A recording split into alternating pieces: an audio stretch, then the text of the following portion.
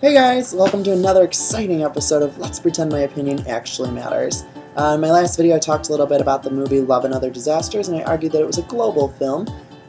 So if you want to see more about that, you can check out the link, which I'll put up somewhere right in here. So today we're going to talk about Peter Pan.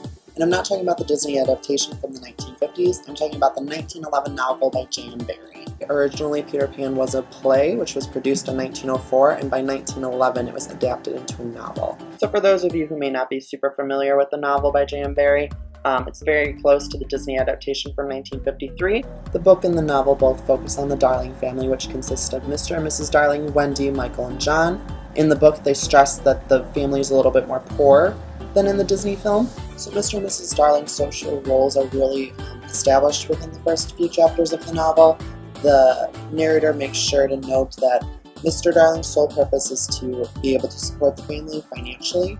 And this is really emphasized when he finds out that the Darlings are about to have their first baby, which is Wendy.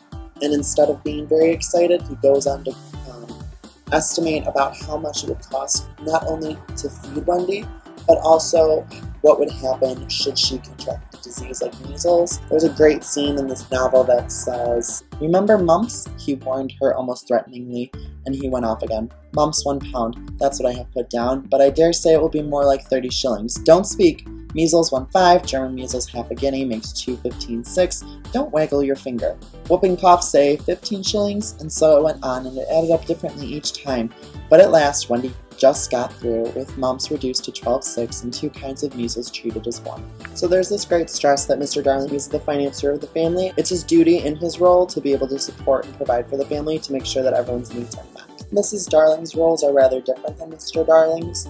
Her two focuses are tending to the home and the children, and the narrator draws a great parallelism between her roles. In the quote, "It is the nightly custom of every good mother after her children are asleep to rummage in their minds and put things straight for the next morning, repack into their proper places the many articles that have wandered during the day. It is quite like tidying up drawers. You would see her on her knees, I expect, lingering humorously over some of your contents, wondering where on earth you had picked this thing up, making discoveries sweet and not so sweet, pressing this to her cheek as if it were as nice as a kitten, and hurriedly stowing that out of sight. When you wake in the morning, the naughtiness and evil passions with which you had went to bed have been folded up small and placed at the bottom of your mind, and on top, beautifully aired, are spread out your prettier thoughts, ready for you to put on." So I think this quote really not only shows the two roles that Mrs. Darling has in use, it also shows that Mrs. Darling has this great advantage that she's not only personally connected to the children, but she's able to rummage through their minds and ensure that the thoughts that they're having are lining up with her own.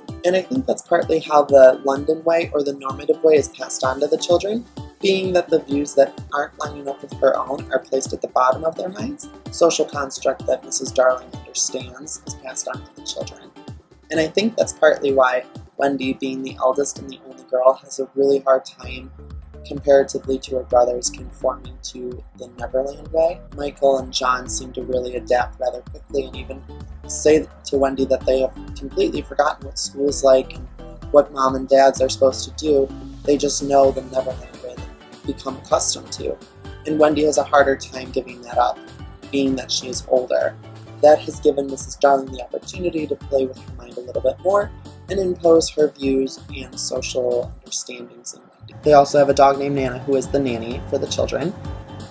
They're working class for sure. They can't afford to have people who are tending to them.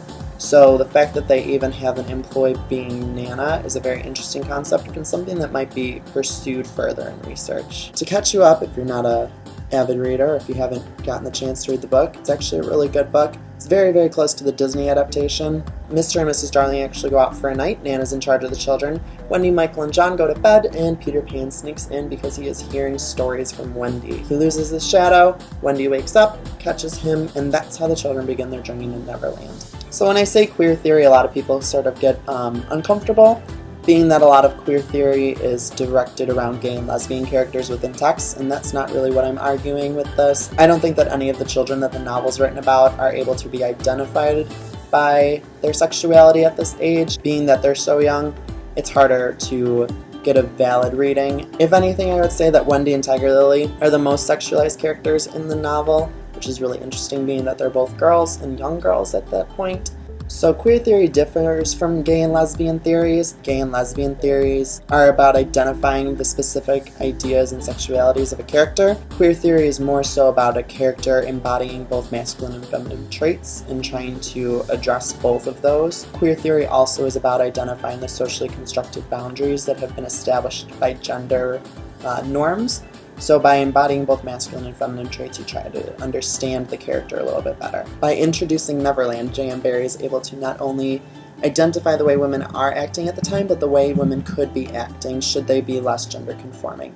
So my argument is mostly about the queer women that are introduced in Neverland, which is primarily Tinkerbell and Tiger Lily. So the reason I chose to get into this focus with my paper and my research was being that as I was reading it, there was a very important quote that I noticed when Peter and Wendy are first introduced in the nursery. And Wendy asks Peter why there are only lost boys and not girls. And Peter responds that the lost boys become lost boys because they fell out of their prams. And Peter responds saying, quote, "Girls, you know, are much too clever to fall out of their prams." I think that quote really helped direct my focus of my paper, being that Peter comes from Neverland and he's giving a lot of authority to women, whereas in London, Mrs. Darling and Wendy aren't nearly as authoritative as, say, Mr. Darling. From this scene, we also get to introduce ourselves to Tinkerbell. In the movie, she's a very beautiful, sassy sort of character. She very much embodies the idea of feminine beauty. She's also a very feminine character. In one scene, she's actually seen looking at herself in a mirror and holding up the size of her hips so that she can see how large her hips have gotten.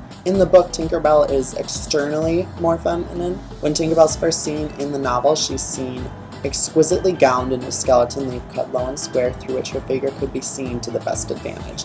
So already you get a sense that she's a super feminine character. She's very much serving body, so in this way she's very similar to the way that the Disney adaptation depicts her. She's also a very curious character. When she first makes her way into the Darlings' room, she finds herself in the middle of a jug, and Peter calls out to Tink and says, "Tink, where are you?" She was in a jug for a moment and liking it extremely because she had never been in a jug before. She's a little adventurous in a sense, being that she likes to just find her way into situations that she's unfamiliar with. So that's a very interesting trait, being that Wendy is very, very hesitant to try new things in Neverland. She's very set in the London way, the very normative way. Another interesting thing about Tinkerbell is that she can't really speak. Tinkerbell solely communicates through the sound of bells. Further, when Tinkerbell tries to communicate, she has to be translated for the other children through Peter. So she's not really given a voice. In a sense, it's implied that Peter translates for her relatively directly, being that Tinkerbell seems to have a very blunt voice. Peter also says that when he first translates for Tinkerbell in front of Wendy, that she's not very polite. She says, "You are a great, huge, ugly girl, and she is my fairy." So you get this idea that Peter appreciates and respects Tinkerbell's voice instead of just lying to Wendy and saying that Tinkerbell was also pleased to meet her. The narrator also goes on to say that to this, Tinkerbell replied in these words, "You silly ass," and disappeared into the bedroom. So there's this great sense that Tinkerbell, though an exquisitely beautiful person, is very aggressive in nature. She's a very unfiltered woman. She speaks her mind. She has a diction more so that would be associated with a masculine voice. She's very blunt. She uses a lot of cuss words. She's not afraid to really say anything at all, actually. Tinkerbell becomes even more masculine in the scene where it's the shooting of the Wendy. In the Disney adaptation, it's not nearly as aggressive in tone, whereas in the novel, Tinkerbell is a little bit more assertive in the way that she wants the Lost Boys to shoot Wendy out of the sky. Wendy was now almost overhead, and they could hear her plaintive cry. But more distinct came the shrill voice of Tinkerbell. The jealous fairy had now cast off all disguise of friendship and was darting at her victim from every direction, pinching savagely each time she touched. "Hello, Tink," cried one of the wandering boys. Tink's reply rang out, "Peter wants you to shoot the Wendy." It was not in their nature to question when Peter ordered. "Let us do as Peter wishes," cried the simple boys. "Quick, bows and arrows." All but Toodles popped down their trees. He had a bow and arrow with him, and Tink noted it and rubbed her little hands. "Quick, Toodles, quick," she screamed. "Peter will be so pleased." Toodles excitedly fitted the bow to his arrow. "Out of the way, Tink," he shouted, and he fired, and Wendy fluttered to the ground with an arrow in her breast. Foolish Toodles was standing like a conqueror over Wendy's body when the other boys sprang armed from their trees. "You are too late," he cried proudly. "I have shot the Wendy, and Peter will be so pleased with me." Overhead, Tinkerbell shouted, "Silly ass," and darted into hiding. And in this scene you get to see that externally she might be very beautiful and feminine, but internally she's got a much more masculine vibe. She's a very aggressive character. She's very vindictive and malicious towards Wendy. This scene really was one of the driving points in my argument that allowed for me to argue that the Neverland women are much different than the London women. To our notes. So in my paper I talked a little bit about gender normative characters in the introduction. I made note of Mr. and Mrs. Darling and Wendy and how they're very conformative to the roles that have been established by the society for their genders. I also talk about Nana, the dog, and how she's a very conformative womanly role even though she is a female dog. I mostly talk about the women of Neverland. I talk a lot about Tiger Lily and the mermaids, but primarily I focus my paper on Tinkerbell and the way that she's associated externally as a very feminine character, but her personality is very much masculine. I also talk a bit about Wendy as she's in Neverland, being that she starts to adapt to the Neverland norm, being a younger girl. She's not so focused on the norms that have been a part of her life in London. She starts to adapt to the culture that she's a part of. I found this very interesting, being that the author of Using Critical Theory, How to Read and Write About Literature, Lewis Tyson, mentioned, in addition, our sexuality may be different at different times in our lives, or even different times during the week. He's arguing in his chapter about queer theory that gender isn't necessarily just male or female. It adapts to both masculine and feminine traits, and that can attribute to a person's personality in different ways. And being that our personality is ever-growing, ever-changing, depending on our mood or social situation, we respond differently. So that was a very big part of my argument about Wendy and her development as a Neverland and London woman, becoming this idea of a new woman, a hybrid. Wendy not only brought London to Neverland, she brought some sort of feminine identity and cultural influence to them. But when she returns to London, she brings some of Neverland back there. So if you want to find out more about my arguments for my senior thesis, I'll put a link down below somewhere in the description box, probably to my portfolio online if you want to check that out. It's a long paper, it's like 20 pages, so if you read it all, major kudos to you. If you want to leave comments below, give me feedback, let's talk, let's argue. It'll allow me to think about the text a little bit more deeply. So thank you guys so much for checking out this video, and until next time, bye.